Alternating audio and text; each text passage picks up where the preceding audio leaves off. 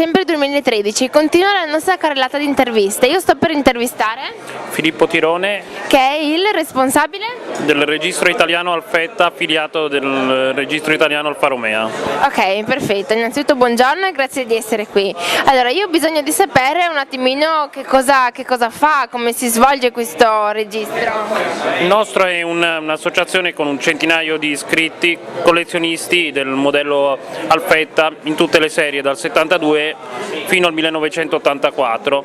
Siamo affiliati al registro italiano Alfa Romeo, come gli amici che ci ospitano oggi di stile Alfa Romeo, e per questo presenziamo con orgoglio oggi qui. Ok, benissimo, grazie. Innanzitutto, potete magari raccontarci quando inizia la vostra associazione, un po' di storia?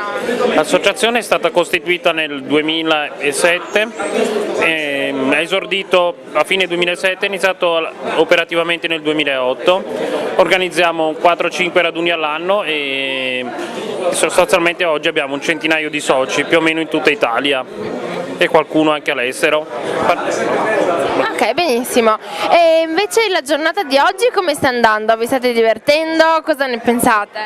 Perfetta come organizzazione, come al solito, ma con gli amici di stile Alfa Romeo quest'anno siamo andati anche in Olanda a Zandvoort, quindi è un rapporto che è ormai consolidato da tempo. Sono venuti anche loro al nostro raduno principe che facciamo nel mese di maggio e insomma è un rapporto che portiamo avanti da diverso tempo, quindi è bellissima come manifestazione. Ok, benissimo. Invece per i nostri amici a casa che magari hanno un'Alfetta e ancora non conoscono la vostra associazione, avete un sito internet? Sì, registroalfetta.it, abbastanza facile, dove ci sono tutte le indicazioni, schede tecniche dei modelli e anche come partecipare ai raduni, alle manifestazioni. Ok, perfetto, va bene, grazie mille. Vogliamo dire ancora qualcosa?